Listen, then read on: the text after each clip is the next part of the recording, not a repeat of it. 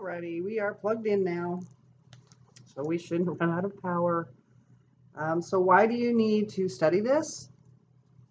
As you become more proficient in your craft and your ability to manage yourself and others, you might decide to become an independent booth renter or even a salon owner. Most owners are former stylists. Even if you spend your entire career as an employee of someone else's salon, you should have a familiarity of the rules of business that affect the salon. It's also important to look at your career behind the chair as your own business. Again, your clients are really your bosses. If you don't have clients, you don't have a business, and you're probably not going to keep your job very long. To become a successful entrepreneur, you will need to attract employees and clients to your business and maintain their loyalty over long periods of time. And even if you think you're going to be involved in the artistic aspect of salons forever, business knowledge is going to serve you well in managing your career and your professional finances, as well as your personal finances and your business practices. So, all of the topics in this chapter, there's been books written about every one. We have quite a few in our library here. The one that just comes to mind right away is Psychosmetology. It's the psychology of cosmetology. So, we have all of those little, they aren't actually our titles, but they are the things that we do, little extra things. But there are a lot of business books in there too. So, be prepared to research and read that business idea. Having someone that can kind of help you out along the way is always nice too. This is just a general overview. So no, this is still a long chapter. So, but the types of business options, number 2 there. When you reach that point, when you're ready to become your own boss, you're going to have 2 main options to consider. If you are going to own your own salon or if you're going to rent a booth in an existing salon. I have a friend that it was a salon I worked at. She was a coworker. She bought the salon after I had left, but she bought the salon and then she turned it into booth rental. So, that may happen wherever you're at too. Anyway, so the first one we're going to cover is opening your own salon. It's a huge deal financially, physically, creatively, and mentally, because you will face challenges that are complex and they're not really familiar to you.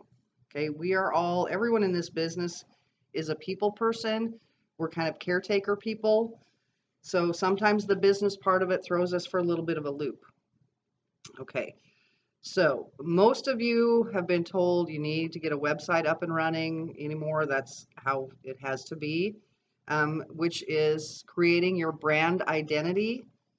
Okay, to create your brand, start by identifying a few simple concepts to use as building blocks for your brand identity. There's 3 questions that you need to ask yourself. What is your point of difference? What makes you different from any other salon out there? Okay.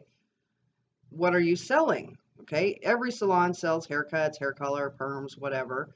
Think beyond the obvious. Are you selling a luxury experience, family-friendly environment, cost-conscious, fast? What are you selling? What's different? And what is your aesthetic? Will there be a consistent color theme or uniform for your staff? These really are the 3 main questions. Are you going to have a dress code, something like that? So you need to ask yourself when you're trying to decide what you're going to do. Usually you kind of have that all in mind, but you really need to write it all down. Okay, write it down. And you know what? If you're partway into it and you think, oh, maybe I want to do something a little bit different, you can change it, but write things down. You definitely need to have a plan. So the second thing is to create a vision and mission statement for the business with goals. Okay, a vision statement is the long-term picture of what the business is to become and what it will look like when it gets there. A mission statement is a guide to the actions of the organization. It spells out the overall goals, provides a path, and contains the core values to help guide decision making. Goals are the essential set of benchmarks that, once achieved, help you to realize your mission and your vision. So make small goals along the way. Create a business timeline. Oh, some of these are on the test, guys. I remember these now. While initially you're going to be concerned with, the first two aspects of the timeline, once your business is successful, you'll need to think about the others as well. In the first year, you want to determine and complete all aspects of starting a business. You're going to be changing things up throughout that first year. Years 2 through 5, okay? You want to tend to your business and make it profitable.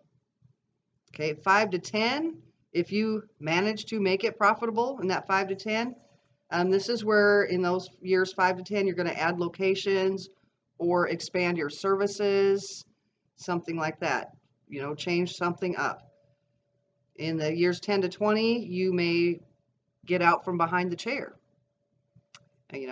Once you've owned your business for up to 10 to 20 years, somewhere in there, and just become a full-time manager and not do any hair anymore. Some salon owners, most of the salon owners I know, still are behind the chair, but kind of by appointment only, because you can't spend 40 hours behind the chair every week and handle the whole business end of it. So if you want to stay behind the chair more, you would need to hire someone to manage the business for you. Over 20 years, you might consider selling the business, or that manager that you hired, maybe taking them on as a partner. Okay, determine business feasibility. What skill or talent do you have that will set you apart? Does the area offer the appropriate... Oh, hello. You know what? Miss Janetti is calling me. Hang on, I'm going to shut you off for a minute.